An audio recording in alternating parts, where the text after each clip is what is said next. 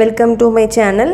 இன்றைக்கி நம்ம வீடியோவில் என்ன பார்க்க போகிறோம் அப்படின்னா, அசஸ்மெண்ட்டில் இம்பார்ட்டன்ட் கொஸ்டின்ஸ் மட்டும் பார்க்க போகிறோம். அசஸ்மெண்ட் டாபிக் ஆல்ரெடி நான் நேரத்தோடு கம்ப்ளீட் பண்ணிட்டேன். வீடியோஸ் பார்க்காதவங்க இதுவரைக்கும் போட்ட எல்லா வீடியோஸையும் பார்த்துட்டு இங்கே ஆன்சர் பண்ணி பாருங்கள். எப்படி இருக்குது, யூஸ்ஃபுல்லாக இருக்கா, உங்களுக்கு எவ்வளோ ஆன்சர் பண்ண முடியுது அப்படிங்கிறத செக் பண்ணிக்கோங்க. ஓகே, ஃபஸ்ட் கொஸ்டின் பார்ப்போம். A teacher closely observes the children through the year. ஒரு டீச்சர் க்ளோஸாக ஸ்டூடெண்ட்ஸ் அப்சர்வ் பண்ணுறாங்க. when they are engaged in learning activities, compile samples of their work and maintains an observation daily of individual children. இந்த வேர்டை தான் கவனிக்கணும். நம்ம தொடர்ந்து ஸ்டூடெண்ட்ஸை கண்டினியூஸாக நம்ம வாட்ச் பண்ணிட்டு வரோம், அப்படி தானே? This type of evaluation is என்னது? அவங்களோட க்ரோத் அண்ட் டெவலப்மெண்ட்டில் நம்ம கண்டினியூஸாக வாட்ச் பண்ணுறது என்னென்னு பார்த்தோம் நேற்று. Continuous and comprehensive evaluation. So answer C, continuous and comprehensive evolution.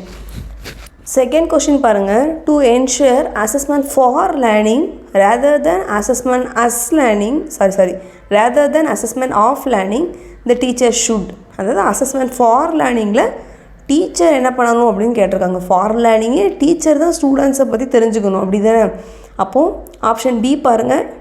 Incorporate assessment into daily process of teaching and learning. Teacher தான் டீச்சிங் அண்ட் லேர்னிங், அதாவது அவங்க டீச் பண்ணும்போது ஸ்டூடெண்ட்ஸை டெய்லி என்ன பண்ணிட்டு வரணும், வாட்ச் பண்ணிட்டு வரணும். அவங்க என்ன லெவலில் இருக்காங்க அப்படிங்கிறத, இன்னும் என்ன இம்ப்ரூவ் பண்ணணும் அப்படிங்கிறத டீச்சர் தான் நோட் பண்ணணும். So option B. Third question பாருங்கள். A teacher facilitates and supports her students to work on multiple drafts for an essay over a period of 1 month.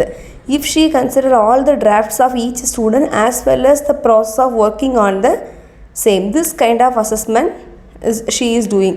அதாவது டெய்லி அந்த ஸ்டூடெண்ட்ஸை என்ன கொடுத்துருக்கு, each students as well as the process of working on the same time.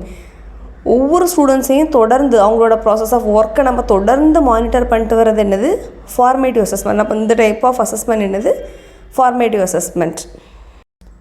Okay, fourth question பாருங்கள். The focus assessment should on. Assessment கண்டிப்பாக எதை தான் focus பண்ணணும் ஆல்ரெடி சொல்லியிருக்கேன். அசஸ்மெண்ட்டோட மெயின் எய்மே என்ன, ஸ்டூடெண்ட்ஸோட லேர்னிங்கை இன்னும் மேம்படுத்தி கொடுக்கணும், அப்படி தானே? அப்போது ஆப்ஷன் டி பாருங்கள். Detailing what and how the learners has been learning. ஒரு பர்டிகுலர் லேர்னர் என்ன லேர்ன் பண்ணுறான், எப்படி லேர்ன் பண்ணுறாங்கிறது தெரிஞ்சுக்கிறது தான் என்னென்னா அசஸ்மெண்ட். ஸோ ஆன்சர் என்ன? Detailing what and how the learners has been learning. Then fifth question பாருங்கள். இந்த aim of assessment according to the national educational policy 2020. அதே தான் அசஸ்மெண்ட்டோட எய்ம் என்ன? To support the students in the process of learning. ஸ்டூடெண்ட்ஸ்க்கு அந்த learning ப்ராசஸில் நம்ம ஹெல்ப் பண்ணுறது தான் என்ன அப்படின்னா அசஸ்மெண்ட், அப்படி தானே? ஒவ்வொரு ஆப்ஷனையும் நீங்கள் 4 ஆப்ஷனை ரீட் பண்ணாலே உங்களுக்கே பார்த்தோன்னே ஒரு ஐடியா கிடச்சிரும். நெக்ஸ்ட்டு பாருங்கள். Sixth question. The primary goal of continuous and comprehensive evaluation. இந்த சிசியோட மெயின் கோல் என்ன அப்படிங்கிறத பார்ப்போம். To assess children's understanding and modify the curriculum and pedagogy for the students. Already சொல்லியிருக்கேன், சிசிஇ அப்படிங்கிறதே ஒரு சைல்டு சென்டர் தான், அப்படி தான். ஸ்டூடெண்ட்ஸ் சென்டர், ஸ்டூடெண்ட்ஸை மையமாக வச்சு அவங்களுக்கு ஏற்ற மாதிரி தான் நம்ம கரிக்குலத்தையும் பெடகாஜியும் என்ன பண்ணுறோம், மாடிஃபை பண்ணி கொண்டு வரோம். அவங்களுக்கு தான் அங்கே இம்பார்ட்டன்ஸ். டீச்சரோட ரோல் சிசியில் இம்பார்ட்டனே கிடையாது. அப்போது ஸ்டூடெண்ட்ஸ்க்கு ஏற்ற மாதிரி தான் எல்லாமே இருக்கும், கரிக்குலம் பெடகாஜியில். அப்போ to assess children's understanding and modify the curriculum and pedagogy for students.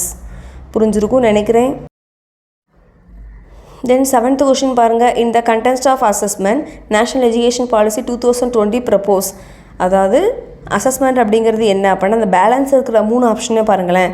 Recall based objective type மட்டும் ரீகால் பண்ணக்கூடாது, சமேட்டிவாக மட்டுமே எடுத்துக்கூடாது, எக்ஸாமுக்காக மட்டுமே இருக்கக்கூடாது. அப்போ அசஸ்மெண்ட் எப்படி இருக்கணும் அப்படின்னா, ஸ்டூடெண்ட்ஸோட higher order skills such as analysis and critical திங்கிங்கை டெவலப் பண்ணுற மாதிரி தான் நம்மளோட அசஸ்மெண்ட் இருக்கணும்.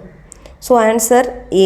சப்போஸ் உங்களுக்கு ஆன்சரே பண்ண முடியாமல் இருந்துச்சுன்னா பேலன்ஸ் இருக்கிற 3ஐயும் நீங்கள் ரீட் பண்ணாலும் இது கிடையாதுன்னு நம்ம என்ன பண்ணிடலாம்னு கேன்சல் பண்ணிட்டு ஃபஸ்ட்டு தான் ஆப்ஷன் அப்படிங்கிறத நம்ம கன்ஃபார்மும் பண்ணிக்கலாம். அசஸ்மெண்ட் அப்படிங்கிறதே அதான் லேர்னிங்கை மேம்படுத்தி கொடுக்கணும். அப்போது கண்டிப்பாக மேம்படுத்தி கொடுக்கும்போது அவங்களோட அந்த கிரிட்டிக்கல் திங்கிங் அனலைஸ் பண்ணுற ஒரு திறமை அவங்களுக்குள்ளே வந்துடும். தென் 8th கொஷின் பாருங்கள். National education policy 2020 suggest the assessment அசஸ்மெண்ட்டுங்கிறது என்ன, ஸ்டூடெண்ட்ஸோட லேர்னிங்கை மேம்படுத்துறது, ஓவரால் டெவலப்மெண்ட் அப்படி தானே. Is important to find out children progress over a certain of all educational activities.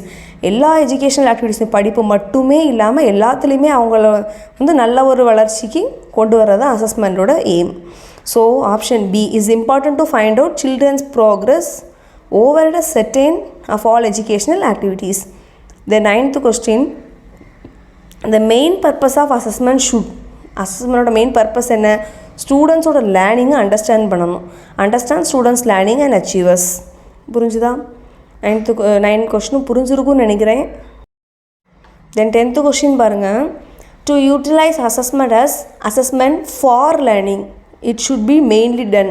அப்போது ஃபார் லேர்னிங்னா ஒர்க்கு ஞாபகப்படுத்தி பார்க்கணும். அஸ் லேர்னிங்னா ஸ்டூடெண்ட்ஸை பற்றி தெரியணும் அப்படி தானே. ஃபார் லேர்னிங்கிறது என்ன, டீச்சருக்கு தெரியணும். அதே டைமில் அது ஃபார்மேட்டிவ் அசஸ்மெண்ட். ஃபார் லேர்னிங்கிறது ஃபார்மேட்டிவ் அசஸ்மெண்ட். ஆஃப் லேர்னிங்கிறது எண்டில் நடக்கக்கூடியது, அது வந்து சமேட்டிவ் அசஸ்மெண்ட். அப்போ இப்போ வந்து நம்மளுக்கு ஃபார் லேர்னிங் அப்படி தானே. அப்போ என்னது, ஃபார்மேட்டிவ் அசஸ்மெண்ட். ஃபார்மேட்டிவ் அசஸ்மெண்ட் என்ன, ஆன்கோயிங் ஆக்டிவிட்டி, டீச்சிங் ப்ராசஸ் நடந்துட்டு இருக்கும்போதே நம்ம வந்து ஸ்டூடெண்ட்ஸை அசஸ் பண்ணுறது. So option A as an ongoing activity. 11th question பாருங்கள். Formative assessment is done. Formative assessment எப்போ நடக்கணும், டீச்சிங் லேர்னிங் ப்ராசஸ் நடந்துகிட்ருக்கும் போதே நடக்குது. அப்போ throughout the teaching learning process. இது ஈஸியாக இருக்கும்னு நினைக்கிறேன். இது கொஸ்டின் டேரெக்டாக இருக்குது. நெக்ஸ்ட்டு பாருங்கள். சிசிஇ அதாவது கண்டினியூஸ் அண்ட் காம்ப்ரிஹென்சிவ் எவல்யூஷன்னா என்ன அப்படிங்கிறத கேட்டிருக்காங்க. ஓவரால் டெவலப்மெண்ட் அப்படி தான். எல்லா aspects school activities related to overall development. Assessment covering all aspects of school activities related to childrens all over development. தான் அவங்களோட ஓவரால் டெவலப்மெண்ட்டையும் நம்ம வந்து நல்ல மேம்படுத்தி கொடுக்கறது தான் என்னென்னா continuous and comprehensive evaluation. Then next 13th question பாருங்கள். In order to utilize assessment for the purpose of learning teacher should. அந்த அசஸ் பண்ணுற பர்பஸில் டீச்சர் என்ன பண்ணணும் அப்படிங்கிறத பார்ப்போம். அதான் ஸ்டூடெண்ட்ஸுக்கு ஏற்ற மாதிரி, ஸ்டூடெண்ட்ஸோட இன்வால்மெண்ட்டுக்கு ஏற்ற மாதிரி அதை பேஸ் பண்ணி தான் அவங்களோட அந்த ஆன்கோயிங் ஆக்டிவிட்டியை நம்ம வந்து இது பண்ணணும். To assessment on the basis of childrens involvement with ongoing activity. அதுக்கு ஏற்ற மாதிரி தான் அவங்கள அசஸ் பண்ணணும். 14th கொஸ்டின் பாருங்கள். Which of the following kind of assessment becomes assessment as learning. As லேர்னிங்னு என்னென்னு பார்த்தோம், ஸ்டூடெண்ட்ஸை பற்றி தெரிஞ்சிருக்கணும் அப்படி தான். அப்போ செல்ஃப் அசஸ்மெண்ட் பை ஸ்டூடெண்ட்ஸ். புரிஞ்சுதா? இதுவும் கொஞ்சம் டைரக்ட் கொஸ்டின் தான், மீனிங் தெரிஞ்சா. 15th கொஸ்டின் பாருங்கள். Formative assessment should be. Formative அசஸ்மெண்ட்னாலே தெரியும் என்ன, ரெகுலராக டியூரிங் த ப்ராசஸில் நடக்கக்கூடியது. அப்போ regularly in collaboration with students. 16th question பாருங்கள். The most important objective of the assessment of learning. Of லேர்னிங்னா சமேட்டிவ், அதாவது எண்டில் நடக்கக்கூடியது. இது கொஞ்சம் பார்க்க உங்களுக்கு கன்ஃபியூஸாக இருக்குன்னு வைங்களேன். அப்போ ஆப்ஷன்லேருந்து இப்போ ஃபஸ்ட்டு பி ஆப்ஷன் பாருங்கள். To complete one of the task assign to teachers. தப்பு. டீச்சரே ரோலிங்கே கிடையாது. To complete the records and registers. இதுவும் தப்பு. To create same ability group இந்த கிளாஸ். இதுவும் தப்பு. இப்போ ஃபஸ்ட்டு ஆப்ஷன் தான் கரெக்டுங்கிற ஒரு கெஸ் வந்துடும். அதை எக்ஸ்பிளைனும் பண்ணிடுறேன். To reflect on the effectiveness of the pedagogy and modify it to enhance learning. அப்படி தான் நம்ம வந்து இவ்வளோ நாள் படித்ததோட ஒரு எஃபெக்ட் அங்கே வந்து ரிஃப்ளெக்ட் ஆகணும் எண்டில். அப்படி தானே நம்ம முடிச்சதான் இவ்வளோ நாள் நம்ம ஃபுல்லாக லேர்ன் பண்ணிட்டு வர்றது சமேட்டிவாக தான். ஒரு ப்ளூ பிரிண்ட் போட்டு ஒரு கொஸ்டின் எடுத்து நம்ம எக்ஸாம் வைக்கும் போது அங்கே ஏதோ ஒரு சம்திங் ஏதோ ஒன்று இருக்கணும், ஒரு நல்ல விதமான ஒரு ரிசல்ட் கொடுக்குற மாதிரி அது இருக்கணும் அவங்களோட exam. To reflect on the effectiveness of pedagogy and modify to enhance learning. Okay, 17th question பாருங்கள். A teacher is interested in understanding the learning progress of students on the regular basis. இந்த regular அப்படிங்கிறது வந்துட்டுனாலே என்னது தான், formative assessment தான். இப்படி கொஸ்டினை வாசிக்கும் போதே நம்மளுக்கு ஒரு இது கிடைக்கும், ஒரு ஐடியா கிடைக்கும். ஸோ ரெகுலர் பேசிஸில் எல்லாம் வந்து டீச்சர் ரெகுலர் பேசிஸில் வந்து எல்லாம் பண்ணுறது என்ன அப்படின்னா formative assessment. Next 18th last question.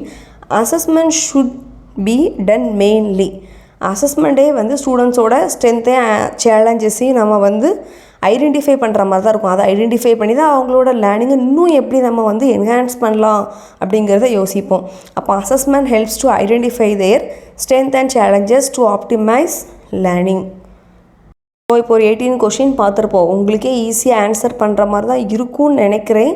இப்படி தான் வந்து கொஷின்ஸ் வந்து சீட்டெட்டில் இருக்கும். டைரக்ட் கொஷின்ஸ் இருக்காது, மனப்பாடம் பண்ணி எழுதுகிற மாதிரி இருக்காது. கொஷினை ஒரு தடவைக்கு 2 தடவை வாசித்தா ஒரு ஐடியா கிடைக்கும். ஃபஸ்ட் டைம் வாசிக்கும் போதே நம்மளுக்கு ஒரு ஐடியா கிடச்சிரும். அப்படியே நம்மளுக்கு வந்து ஐடியாவே இல்லைனாலும் ஆப்ஷன்ஸ்லேருந்து போனாலுமே ஈஸியாக இது கிடையாது நம்ம என்ன செஞ்சிடலாம்னா ஐடென்டிஃபை பண்ணிடலாம். ஓகே ஃப்ரெண்ட்ஸ், அசஸ்மெண்ட் டாபிக் நான் இதோட முடிச்சிட்டேன். இது ஒரு ரொம்ப இம்பார்ட்டண்டான டாபிக் சிடிபியில். வீடியோஸை தொடர்ந்து வாட்ச் பண்ணுங்கள் ரெகுலராக. அப்போ தான் ஃபைனலாக நான் கொஷின்ஸ் போடும்போது ஈஸியாக இருக்கும். Thank you friends.